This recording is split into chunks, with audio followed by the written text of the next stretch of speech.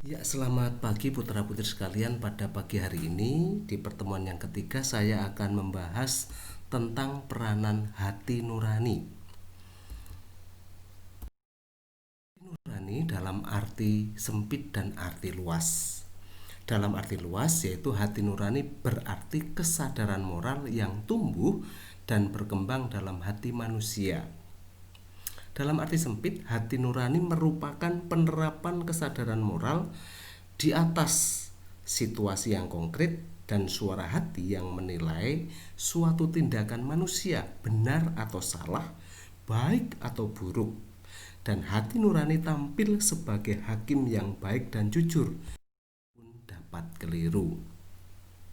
Ada satu kasus putra-putri sekalian. Yang pertama, seorang hakim yang jujur ketika mau pensiun ditawari sejumlah besar uang jika saja ia mau membebaskan tersangka korupsi yang ditanganinya. Dia memutuskan untuk menerima uang itu karena memang sangat membutuhkannya. Selain untuk membeli rumah bagi tempat tinggalnya nanti jika harus meninggalkan rumah dinasnya, ia juga masih harus membiayai dua anaknya yang sedang kuliah. Memang tidak ada seorang pun yang tahu tentang kecurangan yang dilakukannya. Tetapi sepanjang masa pensiunnya, ia menyesali perbuatan di akhir masa tugasnya itu sebagai yang telah menodai kesetiaan dan kejujurannya sepanjang 35 tahun pengabdiannya bagi dunia pengadilan. Pertanyaannya sekarang adalah apa yang menyebabkan hidup sang hakim jadi tidak tentram? Tidak perlu dijawab sekarang putra-putri sekalian. Kita lanjutkan kasus yang kedua. Seorang Thomas, namanya Thomas Grissom, bekerja dalam kedudukannya yang cukup penting di sebuah perusahaan yang memproduksi sumber energi nuklir di Amerika. Grissom kemudian menyadari bahwa bahan yang diproduksi oleh perusahaan tempat dia bekerja itu adalah bahan yang bisa menimbulkan akibat amat buruk bagi kehidupan manusia, apalagi jika dipakai untuk pembuatan senjata.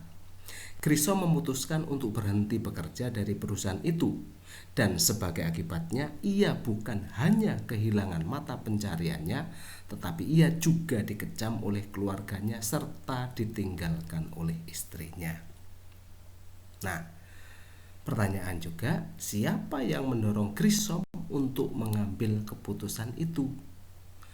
Kita gandengan dengan tema kita pada pagi.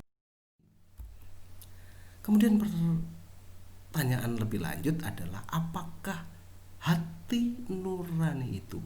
Pertanyaan yang saya ulangi, apakah hati nurani itu kaitannya dengan penjabaran tadi di awal slide. Hati nurani adalah kesadaran akan kewajiban dalam situasi yang konkret. Sebuah instansi dalam tanda kurang adalah dalam diri sendiri atau ranahnya diri sendiri yang menilai perbuatan-perbuatan yang kita lakukan. Norma yang pertama, apa itu norma? Norma itu perintah, dan yang kedua larangan. Jadi ada dua, perintah dan larangan. Yang kedua kebebasan. Kebebasan untuk apa? Melakukan tindakan. Kita ini berada dalam sebuah pilihan terhadap tindakan-tindakan kita. Tempatnya hati nurani. Pembatasan terkait dengan kebebasan. Bebasan adalah kaitannya dengan keluarga, masyarakat, agama, dan negara. Yang kedua, ruang kebebasannya, yaitu secara fisik, psikis, dan moral. Itu semua disebut dengan otonomi moral. Disitulah peran hati nurani. Jadi ada ruang yang saya katakan di sini ada ruang kebebasan, yaitu pembatasan kebebasan, yaitu melingkupi keluarga, masyarakat, agama, dan negara. Sementara ruang kebebasannya melalui fisik, psikis, dan kapan hati nurani itu menilai atau bekerja? Hati nurani bekerja yang pertama yaitu retrospektif. Retrospektif adalah penilaian terhadap perbuatan-perbuatan yang telah berlangsung. Contoh tadi adalah kasus hakim yang tergiur menerima suap dan akhirnya dia menyesal. Yang kedua adalah prospektif.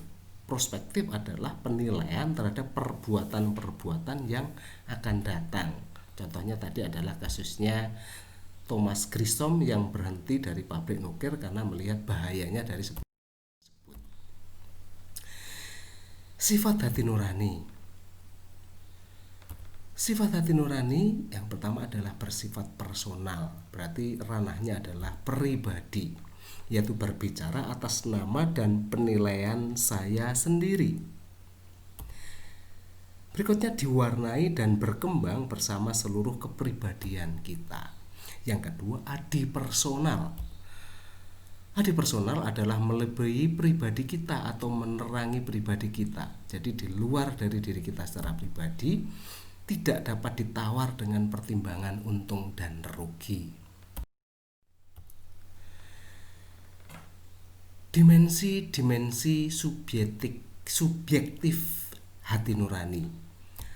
Hati nurani itu berkaitan dengan rasa.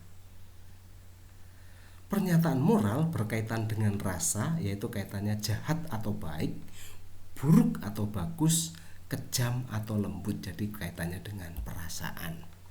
Nurani bersifat intuitif, yaitu menyangkut perasaan. Yang kedua, rasio.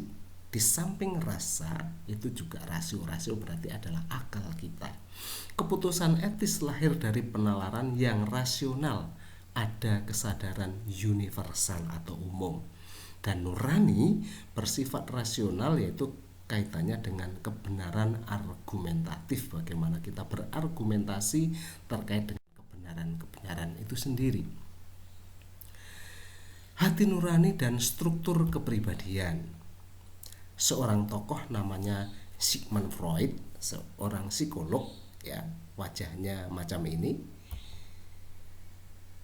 Sigmund Freud membagi 3 bagian dalam sebuah relasi. Yang pertama adalah ego, yang kedua adalah its, dan yang ketiga adalah super ego. Hati nurani berbeda dengan super ego. Super ego hanya menekan, mengerem, menegur tanpa mempedulikan tepat tidaknya hal itu dari segi tanggung jawab. Nah, hati nurani menyangkut unsur pengertian secara objektif dan tanggung jawab. Kasus adalah orang tua yang tinggal di panti jompo dan kasus anak-anak yang jadi pengamen jalanan. Bagaimana dari kedua kasus itu? Ya, mari kita lihat bersama-sama berkaitan dengan contoh-contoh bagaimana peranan hati nurani yang bisa kita telah bersama-sama.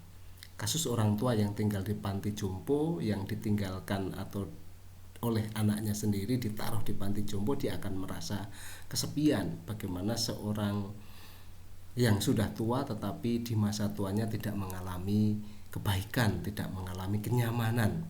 Sementara kasus anak-anak yang tinggal di jalanan sebagai pengamen, mereka secara nurani akan merasa kurang mendapatkan perhatian.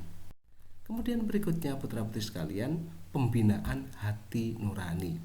Hati nurani menerjemahkan pendapat moral dalam situasi yang konkret, tetapi suatu pendapat moral harus terbuka bagi setiap argumen, bantahan, pertanyaan, keraguan dari pihak lain. Nah, karena itu hati nurani tidak menggantikan usaha kita untuk mempelajari dengan teliti dan mendalam tentang prinsip dan norma moral. Hati nurani bisa dalam tanda kutip tumpul jika tidak diasah dengan baik. Jadi hati nurani harus dididik, perlu keterbukaan dan kemauan untuk belajar. Perlu diperhatikan bahwa mengikuti suara hati belum tentu keputusan kita benar. Hati nurani bagaimanapun tetap dapat keliru. Nah, putra-putri sekalian, ada dua pembeda di sini, shame culture dan quit culture. Shame culture adalah kebudayaan di mana pengertian-pengertian seperti kehormatan, reputasi, nama baik, status, dan gengsi sangat ditekankan. Sementara quit culture adalah kebudayaan di mana pengertian-pengertian seperti kebersalahan, dosa, tanggung jawab sangat dipentingkan. Di sini dalam shame culture bukan perbuatan objektif jahat atau baik yang penting, tetapi diketahui atau tidak oleh orang lain. Sementara quit culture di sini yang penting dan dinilai adalah perbuatan objektif yang dilakukan. Penilaian dilakukan oleh diri sendiri.